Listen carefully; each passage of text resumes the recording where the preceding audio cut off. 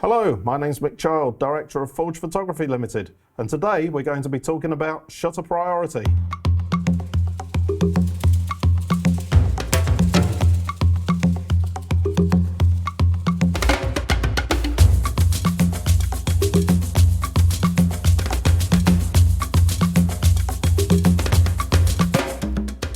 It was great last week, wasn't it, looking at aperture and understanding how aperture can affect your image. Two main things really that we looked at. One was how much light you can let into the camera so that if we're shooting in low light we can actually increase the size of the aperture, or if we're shooting in very bright light we can reduce the size of the aperture, and that way we can control how much light comes in. We also learnt about how aperture affects your image, in that the wider your aperture, the smaller the depth of field, or the shallower the depth of field. But then when you close your aperture up, then you find that you get a long depth of field, so lots and lots in focus. Very useful to know. It's been good over the past week to be able to show you some of my lenses and how I use those lenses. Obviously last week I showed you the two macro lenses that I use, and I was able to show you the differences between the two. One's really good at colours, but it isolates the image. The other one gives me lots and lots of depth of field, and I use both of those lenses, of course, for both stills and videography. So the lens I'm going to show you today is one that I use more for real close-up shots of boats and that kind of thing when I'm doing my landscape photography. But I used to use this lens for sports photography as well. So this is sat on an old 1DX. 1DX is now at the Mark III, which has been brought out in time for the Olympics, which unfortunately I've heard today have been deferred now to 2021. Okay, so this lens is a 7200 f2.8. Hopefully you'll understand what f2.8 is. That's the focal stop. That's how wide the aperture on this lens can go. The 7200 is the range of zoom that it's got, so it's 70 millimeters to 200 millimeters of zoom. It's a very powerful lens. Having f2.8 when I'm doing sports is a really good thing to have, because I can get that aperture wide open, and if it's quite dark I can still keep the speed of my photography up. So if I'm trying to capture the action, for instance, the kind of shutter speed I might have is around about 4 to 500, 1/500th of a second, that is. Okay.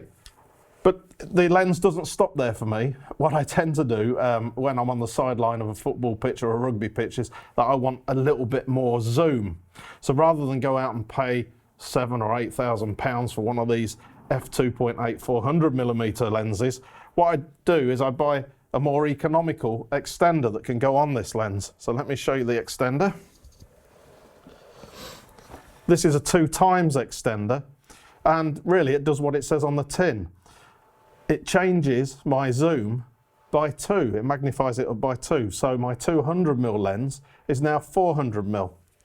Now you can see that is already quite heavy as it is. And what I'm going to do now is I'm going to put the extender on. And by the powers of editing, we should be able to do this fairly quickly. I always like to keep my camera facing downwards, remember, particularly when I'm outside. Stops or reduces the risk of the dust getting into or onto the sensor of the camera. Okay, so there we go. Let's put the hood back on, and you'll see how long this lens is now getting. Look at that, that's getting quite heavy now. So if I was out doing a long shoot, that's why I've got the strap on today, or I might take the strap off and I might use what's called a monopod. Okay, let me show you what a monopod is. This is my monopod. Now this, basically, again, will use the powers of editing, can screw onto the bottom of my camera. But look, by putting it on my camera, actually, all the weight is now forwards. So what the lens manufacturers have come up with is this neat little idea here, which swings down to the bottom like that. And by the powers of editing again, my monopod is now attached to the bottom of the camera. And as you can see, the weight is now nicely balanced all the way across.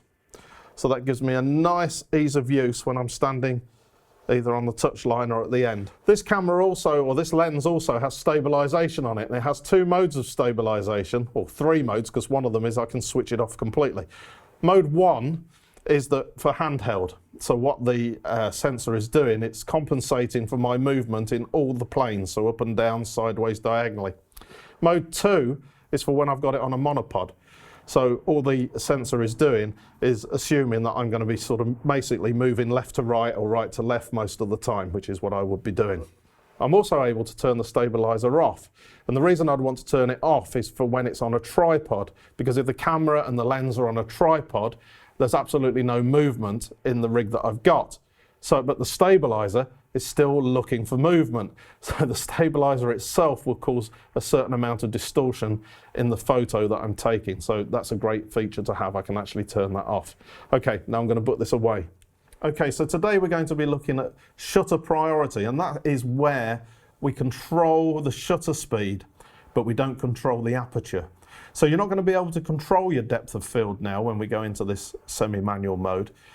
What you're going to be able to control is the speed at which you shoot. Right, I had a comment on YouTube the other day from Cider Dixon. It was a good comment actually, because what was asked was, why do I get blurry images? Now I've seen this a lot with people starting off with cameras. They might be using automatic mode and they think that the camera is going to pretty much do everything that they want it to do in auto, but there are still things like the ISO levels and that kind of stuff that you need to set up. Now of course last week we set our ISO to auto ISO, and while we're shooting, and learning to shoot, that's a good place to have your ISO setting. We're not always going to have auto ISO on because we want to be able to control everything in a few weeks' time when we're shooting manual, but for the time being auto ISO's absolutely fine. We have to set ourselves some limits on shutter speed though, because the longer the shutters open, the steadier the camera has to be. If I'm shooting at 1/500th of a second, for instance, it doesn't really matter if I move just a little bit, and a lot of cameras have a stabilization system inside them, or a lot of lenses have a stabilization system inside them that helps control any wobble that you put into the camera. I find with a lens that doesn't have any stabilization on it, that I can shoot down to 1/50th of a second. It's quite slow, but that slow shutter speed allows me to shoot in fairly low light situations and still be handheld. Generally, if we go below 1/50th of a second, then what we want to be doing is having the camera on a tripod, and ideally we would have a trigger, which I can show you in a few weeks' time, that we wire into the camera so that we can remotely fire the shutter. Or we might set the timer within the camera. Most cameras these days have timers on them. You can set a 3, a 5-second or a 10-second timer. What that allows you to do is to have the camera on a tripod, push the shutter, walk away, and then you're not affecting the camera in any way, because when you touch the shutter, even if it's on a tripod, you get a little bit of wobble into the camera, and that can affect your image, especially when you're shooting at slow shutter speeds.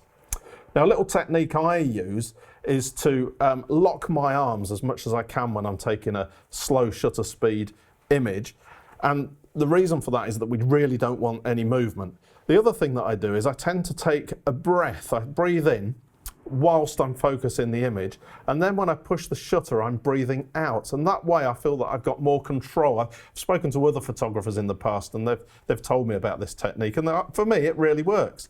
So for instance, I lock myself into a position where I can take the photo, and then I take a breath, I focus, and then I breathe out and take the shot. Just like that, as Tommy Cooper would say. Although some of you don't even know who Tommy Cooper is. But I grew up with Tommy Cooper, so don't worry about that.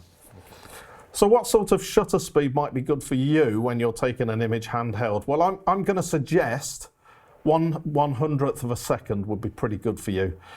Anything less than that, well, we're learning, it's going to be a little bit hit and miss as to whether or not you get a blurry image. Anything over that is sort of okay, but of course, we've got to work with the light that we've got. So your camera's probably set at the moment to AV. So what we want to do is, using the dial on top, we want to set that dial to TV or S, as it is on non-Canon cameras. And we want to make sure that your ISO is set to autoed. Remember, you've worked out how to set your ISO now, hopefully. If not, go back to your manual and find out how to do that. But you want auto ISO selected because it's going to give you an advantage when we're out there shooting.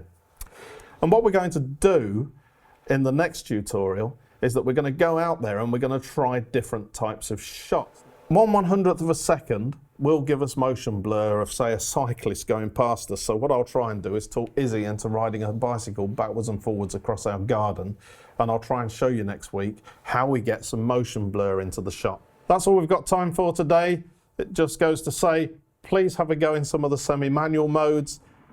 Obviously we're set up now with TV, shutter speed. You could have a go at that around the garden. Remember our rule, don't shoot less than 1/100th of a second. I'll go through that again with you on Tuesday, but you've got a whole weekend ahead of you to go and have a play. If you want to send me a message, do it by either email, forgephotography.lessons@gmail.com, or you can leave a message on YouTube. I'll either answer straight away or as soon as I can, or we'll put something into the next program if it's appropriate. Please subscribe, press the bell, but have a good weekend, and I look forward to seeing you next week. See ya.